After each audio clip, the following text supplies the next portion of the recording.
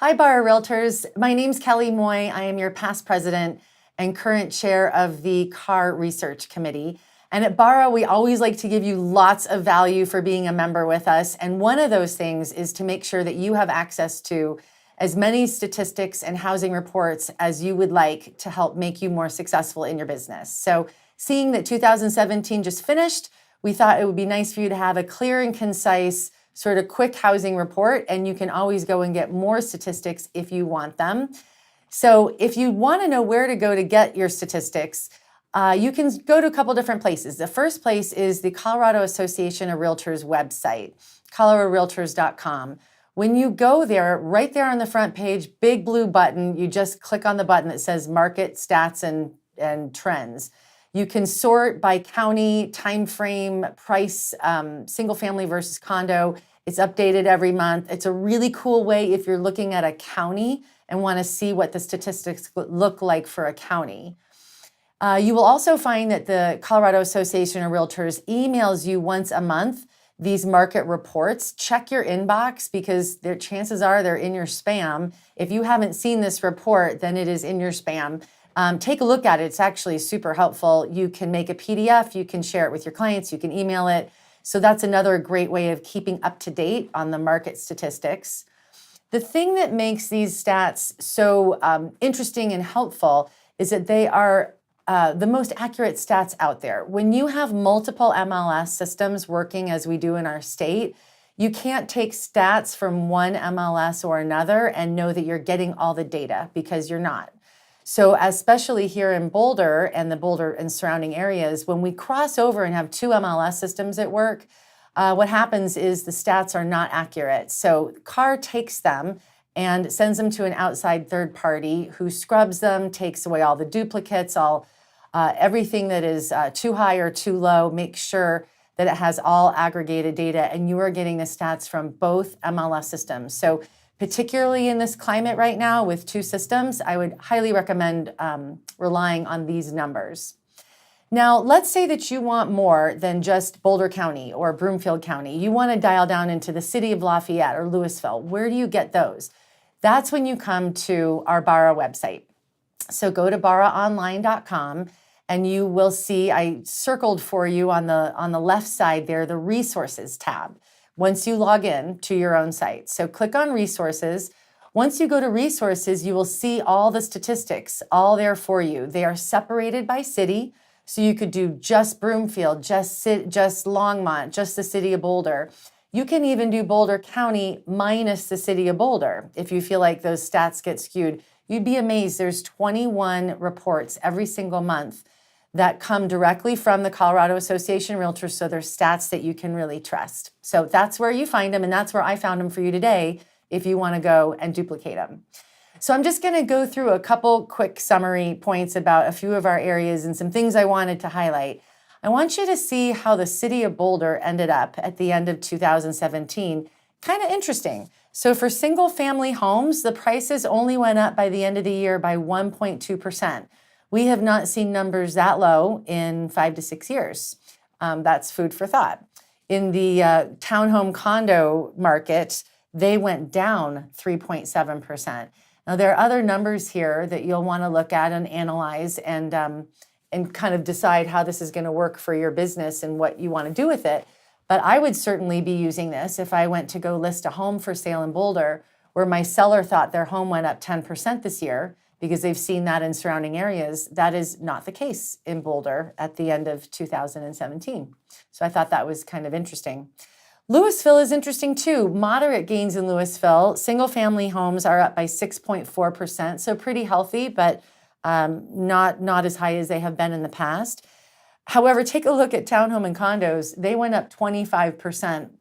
For those of you who work in Louisville, you'll know that there's a lot of new projects and their higher end condo projects, I mean, all the way up to $1 million condo projects. So that's probably the reason why you're seeing that number be the way it is, but super interesting if you are working in that market. Now heading to Superior, you'll note that the single family homes went up 1.9%, again lower than what we've seen in the past, and townhomes and condos down 0.4%. Again, lower than we've seen in the past, and you're probably noticing a trend here. Lafayette, houses went up 5.9%. Condos went up 9.3%. And one thing to note for condos in Lafayette, the days on the market went down by 47%. Condos are selling like crazy in Lafayette. So this is an important statistic. You go and list a condo in Lafayette for sale, and I think knowing this number, you're going to be able to counsel your client a little better on maybe how long it might take to sell. So I would imagine that's going to be an important statistic to note. I find this to be kind of interesting. This is the last area that we'll look at together today, but Broomfield County, the single-family home prices went up 11%, and condos and townhouses went up 21%. So if you're looking at our area as a whole, and you're looking specifically at Broomfield, Lafayette, Louisville, Superior, and Boulder, you'll note that our prices are going up more the more affordable the area, namely Broomfield. And as we move towards Boulder, the prices have started to kind of flatten out and plateau a little bit. So the question that you might be asking is, are we in some kind of a shift? Very possibly. We may have gotten to the point where it is so unaffordable to live in Boulder County that people are looking at other places because they have to. We could be looking at a job change and shift. A lot of people working in Denver or up in the Northern Corridor, and Broomfield might be a more convenient location.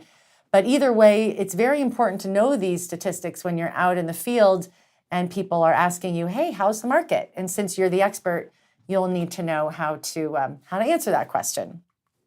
So how do you use these stats? I mean, sometimes it's hard you've got all this information in front of you, and how do you actually take it apart and use it for your business? The way I use it is I look at the new listings. How's the inventory in your market? How does it translate into the absorption rate? And what are you telling your clients about how long things are going to take to sell? Right now, we have 1.7 months of listings on the market. So that means if no one listed their home for 1.7 months, we would literally not have a single house to show.